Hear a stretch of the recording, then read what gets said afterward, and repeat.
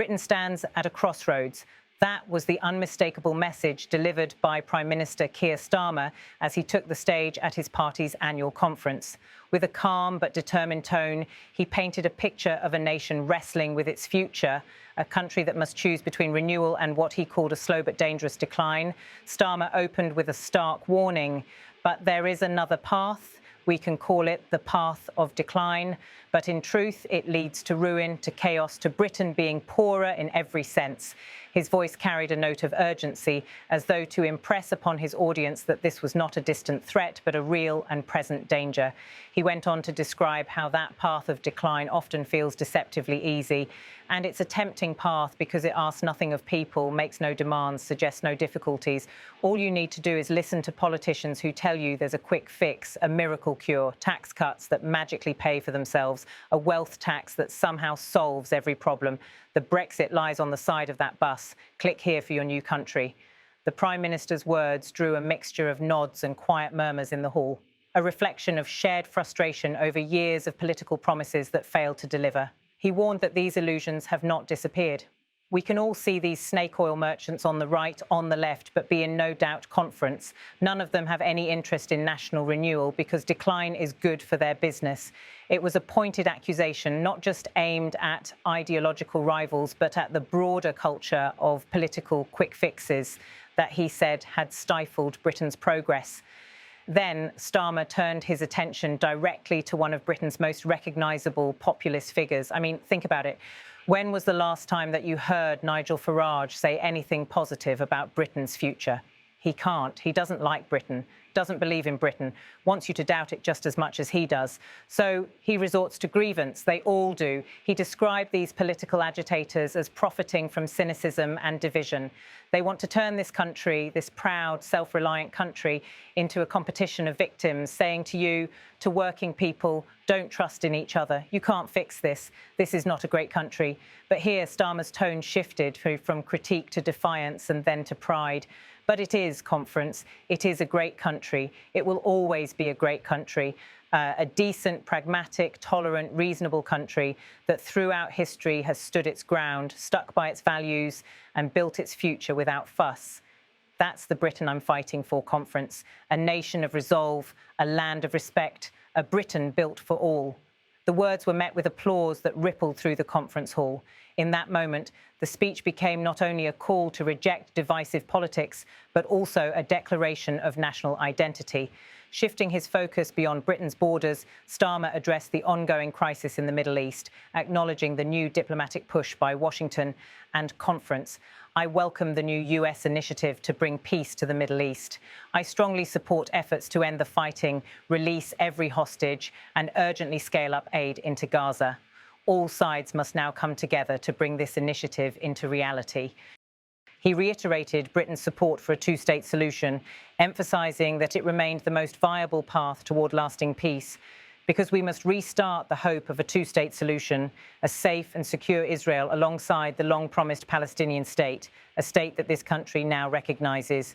Pausing for a moment, he expressed gratitude and resolve. Conference. Thank you, conference. Thank you. Starmer then returned to a core theme of his foreign policy, the power of diplomacy and the guiding force of Britain's values. Conference. I will never, never give up on diplomacy, and I will never doubt British values, rules that protect those in need, respect for difference under the same flag, the freedom to live and let live.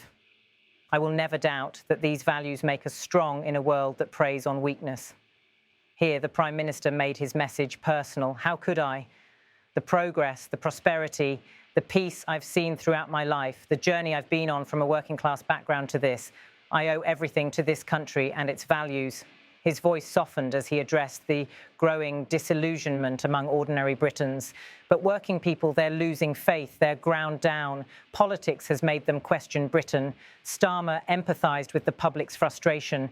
And can you blame them? They've been nothing but patient. They lived through austerity, Brexit, COVID, played by the rules, kept their side of the bargain.